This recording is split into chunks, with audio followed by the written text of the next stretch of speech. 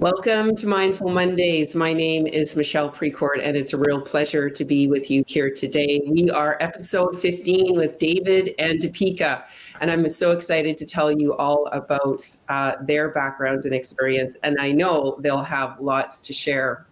Before we do that, a couple of things. I'd invite all of you, our viewers, as well as you, David and Deepika, to reflect on where you are calling in from today. I feel blessed and honored to live in this beautiful part of British Columbia, which is on the land of the Squamish people. It's otherwise known as Squamish, British Columbia. So to our viewers, please chime in, tell me where you are calling in from.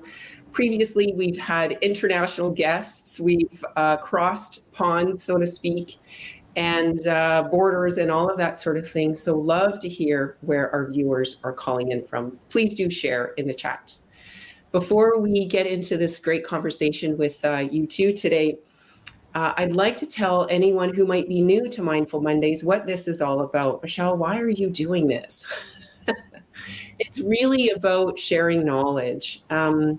In a way that what I hope will do is to create healthier humans and more sustainable workplace cultures. And so by doing this, what I've brought in guests to talk about things like career stress, conflict in the workplace, organizational culture. And today we're talking about the future of HR. Let me take a quick look and see who's joining us today. Let's take a look. So far we've got Barbara, thanks for joining us all the way from Florida, fantastic. Tammy, nice to see you as always.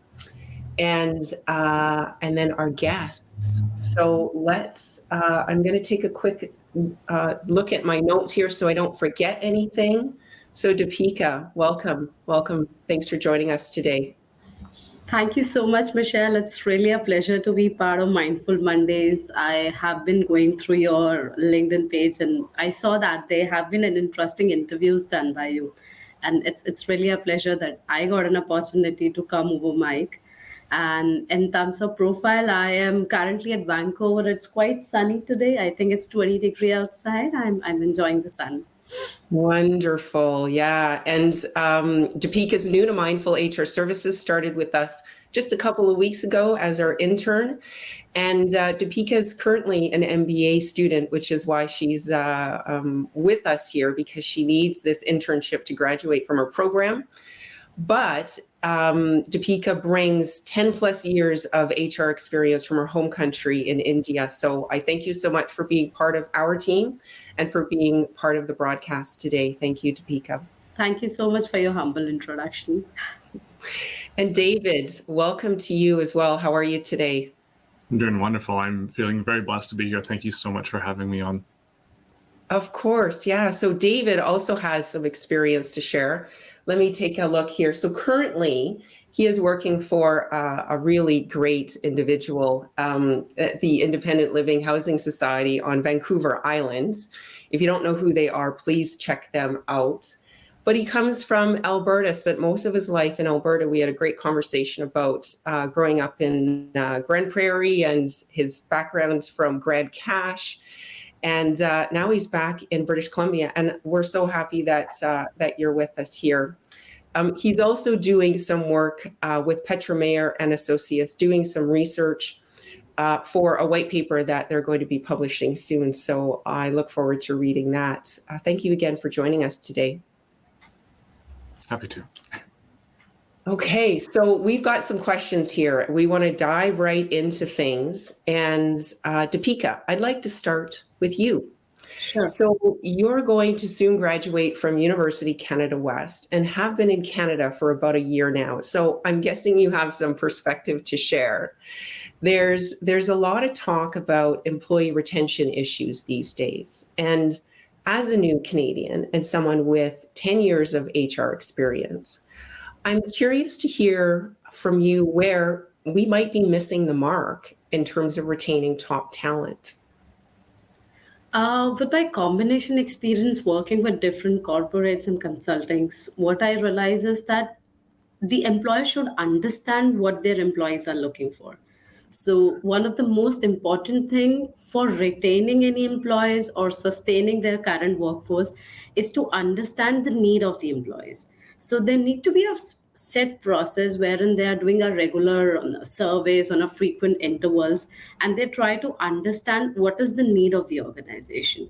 For instance, if the organization is looking for monetary benefits, if the employees are looking for a better workplace to work for, if they are looking for more flexibilities in terms of maybe working from home, working remotely, or maybe a combination of hybrid. So it is really important to have some surveys, have some database to understand what the employees are exactly looking for. So as per my understanding, to retain any employee, it is important to know what is their need. And apart from that, most importantly, once you understand what the employees are looking for, there need to be a set process to share the feedback or share the progress of that survey that you have done. For example, if somebody said that the food code of the offices, it stinks at times, and if the organization is working towards this, there should be a on flow, there should be an ongoing process to tell them that yes, this is what the organization is doing to improve the same,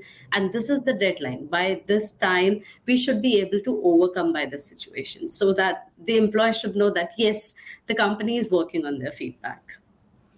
Thanks, Deepika. If I heard you right, what comes to mind is the little things are the big things, right? So something as simple as if they are an on-site workplace, the cafeteria is what you were talking about there, and that if there's garbage not picked up, this sort of thing, the little things are the big things. What also comes to mind is we're not easy to please, are we? Because everyone is so different. How do we make everybody happy? And so I think employers are really challenged, but I also think that job seekers of today are a lot more savvy in terms of what they need. And so maybe, David, I'll pass it over to you to comment on this as well in terms of retaining talent.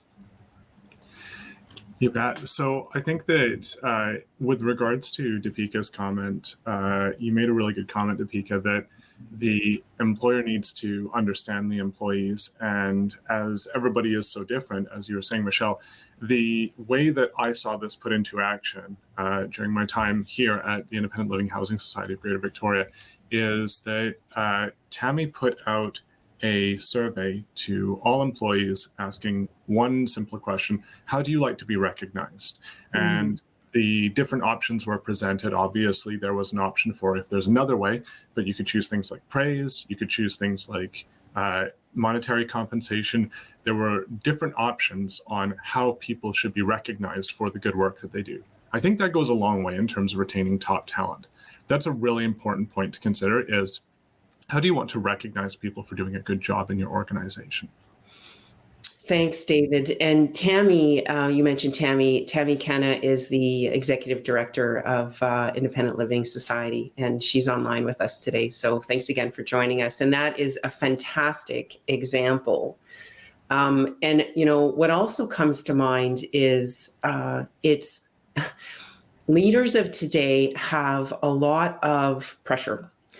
And frankly, that's not going to go away.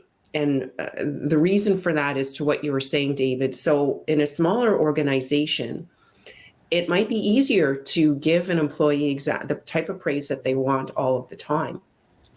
But in larger organizations where, say, you have 50 to 100 employees reporting into you, the challenge becomes if all of them want praise, if all of them want your time, all of them want to go for a cup of coffee, how do you manage that, right? The thing about Mindful Mondays and the discussion that we're having here today is that, guess what, folks? We don't have all the answers. We're here to provide some ideas, some solutions, but we don't have all the answers. And I think that this is one that continues to be a challenge around making folks happy. What also comes to mind about retaining talent is, if you think back, there were no provisions for employees. It was very much an employer-based society, before employment standards came in, before labor legislation came in, employers were the ones who got to demand, and the employment contract was, I will pay you to do the job, period. And now I think that we're recognizing the world of work is changing. It's changing a lot, continues to change. And so where we go from here, hard to know. But at the moment, the pendulum has shifted, folks. The pendulum is definitely on the employee side of the fence. And so when it comes to employee retention, finding those nuggets of information in terms of what your employees are looking for, in essence, is what David and Deepika are saying. We're seeing a lot more comments in the chat here from a few folks all over the place. Good morning, good afternoon to you, Greg, calling in from Ottawa. Ibize, thanks for joining us. We also have Morris as well. So lots of folks chiming in here. Nice to see that. If you have any questions, please do share in the chat. We'd love to engage with you the best that we can. And one way of doing that is by sharing your questions in the chat. I would like to move on. So let's talk a little bit about job search challenges. And the three of us attend something that's called Wake Up HR. For those of you who don't know about it, I will share this momentarily in the link. Actually, Tammy, if you're still with us, if you could share a link to Wake Up HR, I would greatly appreciate that. And it's all about networking at Wake Up HR. It's hosted through CPHR, Chartered Professionals of Human Resources of BC and Yukon. And this is commonly where we see a lot of job seekers. This is where I met David, in fact. And speaking of you, David, I know that your time at Independent Living Society is coming up to an end, and you'll be looking for permanent work shortly. So I'd like to direct this question to you. What challenges are you facing when it appears there's a plethora of jobs, tons of job openings, yet job seekers are still struggling to find employment? I'd like to hear from you, David. What are your thoughts on this? I would first like to say that my time at ILHS has been incredible, and the end of my temporary contract, I'm feeling so grateful that I got this experience, and it was a wonderful time to have. In terms of looking for the next thing, I've been lucky to get some contacts, but with regards to the market for new employees and for employers, I feel that there is always going to be a lot of competition for those top jobs. So if you're somebody who is trying to get into a good position with a good company, with a good reputation, then there's going to be a lot of competition for those positions. So I feel that with regards to there being a lot of job seekers out there, those job seekers have access to a lot more information than they've ever had before. And they are looking to get into those organizations that will respect them as human beings, that will take care of them, that will compensate them fairly, and that will understand their needs, as we were talking about before. So that is something which is really important to a lot of people.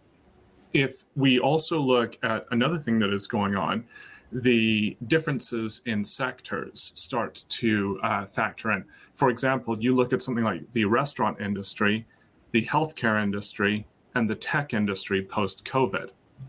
When you're looking at these three industries, you immediately see huge differences in the way that potential employees interact with these different sectors. And you can immediately see that people are gravitating towards the sectors where they feel that they'll be able to be the most fairly compensated and the most respected in terms of their pay and in terms of their benefits. So that is something that is also a factor as well for the job seekers and the employers as well. Mm-hmm.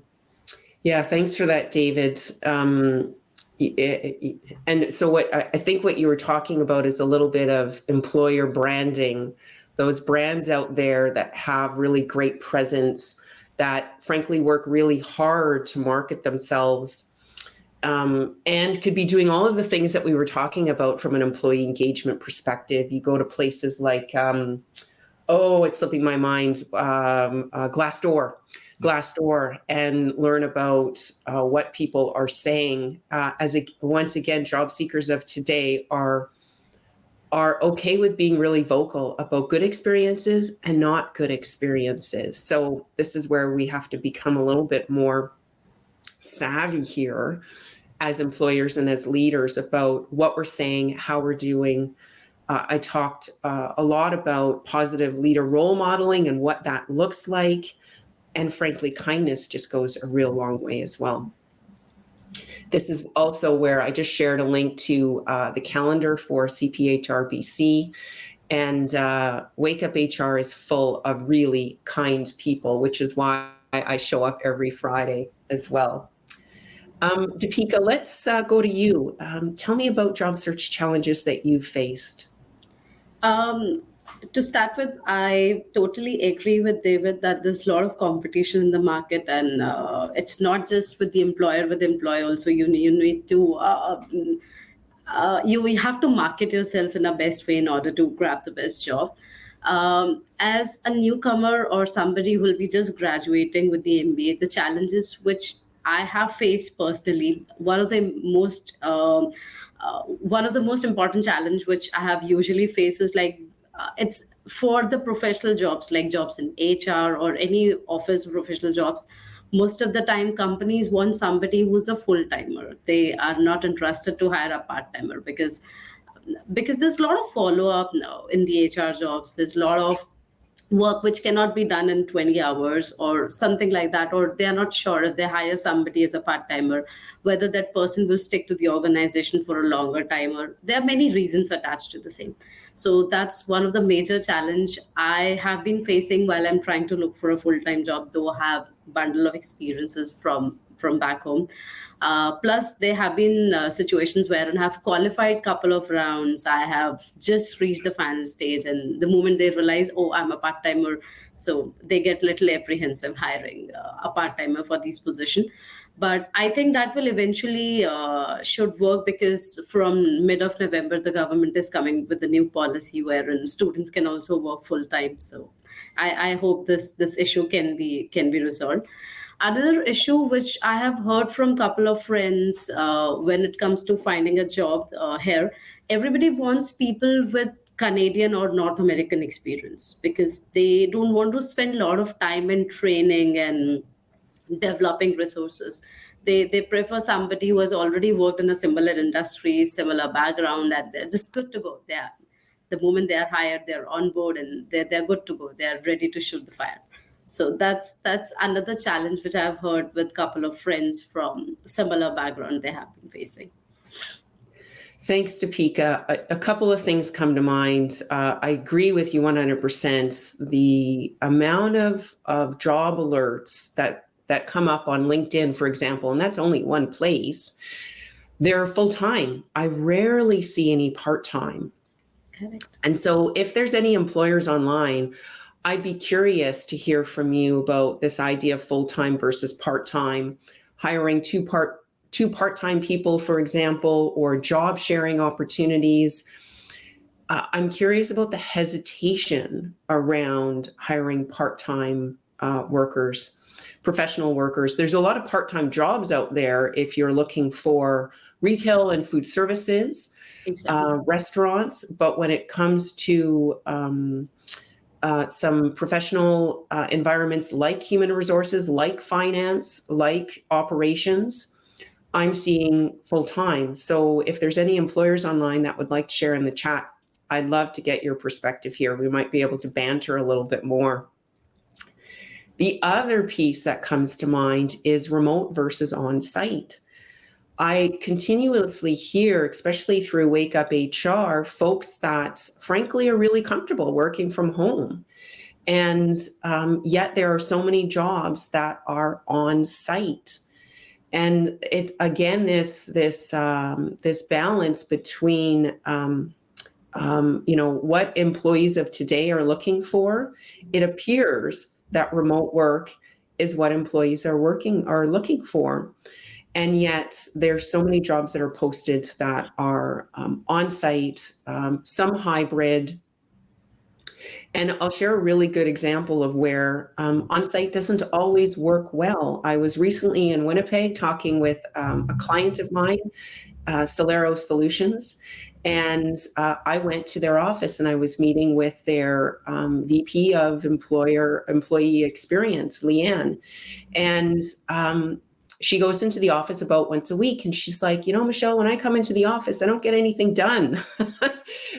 So I know that there's this concern about productivity going down when we are at home because, we're sitting here watching Law and Order during the day. Probably not. But I would agree with that sometimes there's a lot of, there can be a lot of really important conversations and connections that you can do face to face. But in my experience, you can also do those online. Those are just some initial other comments that I have here as well around finding work.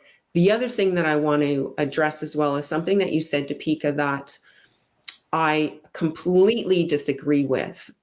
Your struggles, your struggles around this quote unquote Canadian experience. And you're not the only one.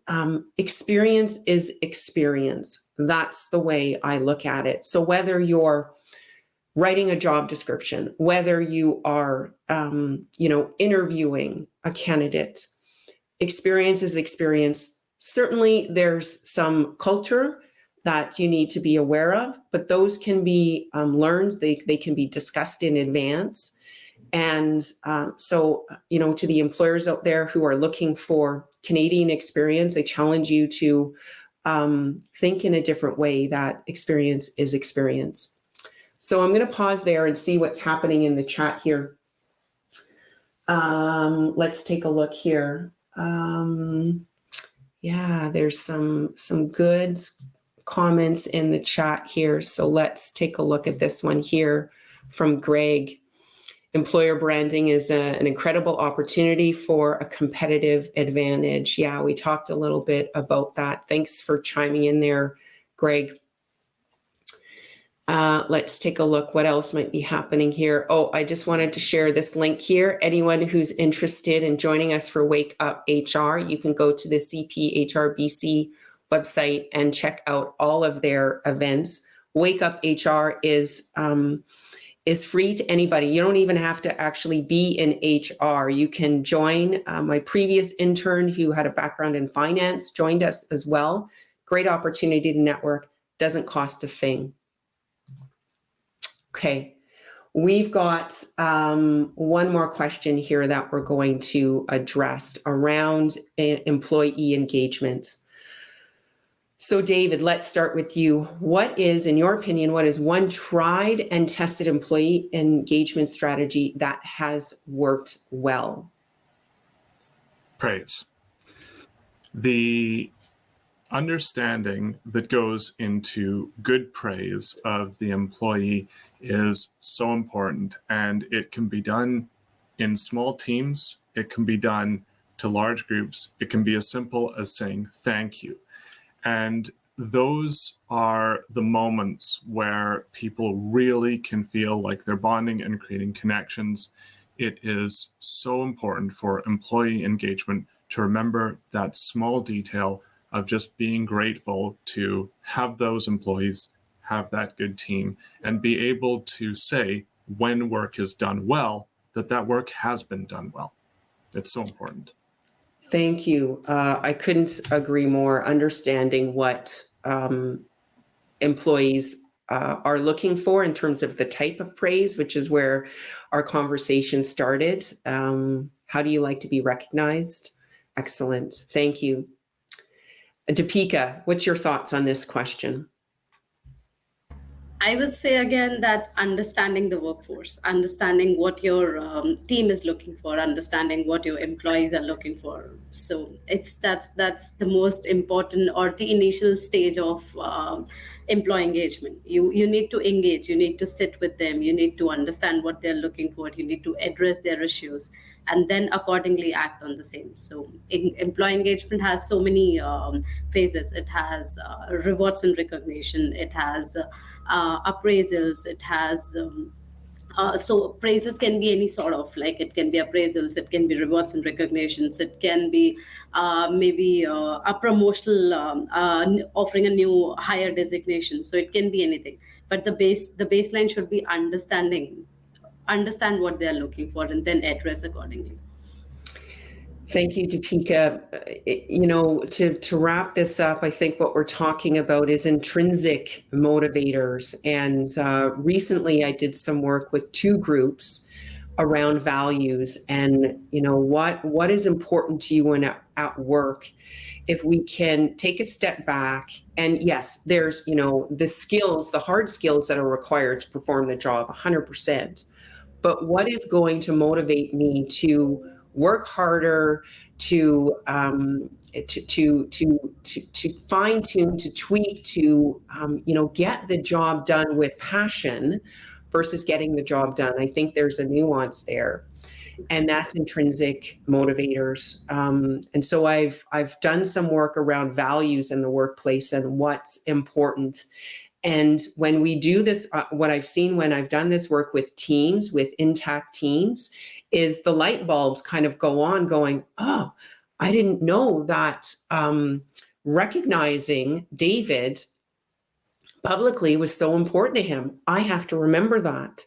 And then as leaders, we can augment our style to those that we work with. And then as peers, we can understand going, oh, that's a trigger for Deepika. She told me about XYZ when we did that values exercise. So what it does is it helps us to come together a little bit more, understand who we are in a safe way, and help us to, you know, like I started all of this off, create healthier humans and more sustainable workplace cultures.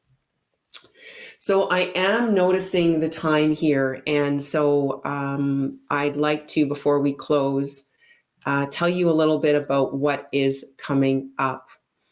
Our next Mindful Monday is on November the 21st with Dr. Ken Keyes. We're talking about a subject that is very near and dear to me, workplace wellness. We're going to be talking about how engaging employees in their wellness journey today creates a healthier, more sustainable workplace culture for the future. We're going to discuss real workplace examples of how leaders can retain talent and create more cohesive teams and drive productivity through healthier workplace cultures. So that is coming up November the 21st. Stay tuned for more information. I want to thank all of our viewers here today, Barbara, Ashy, Elizabeth, Tammy, Greg, Nima. Thank you so much for spending your time with us today. And of course, to my guests, David and Deepika, thank you so much for sharing your time and your knowledge. And I wish you both an amazing journey going forward. You are the future of HR. You're going to do some amazing work. I can't wait to see where you go with your careers. And with that, we'll say goodbye. And until next time, everyone, be well.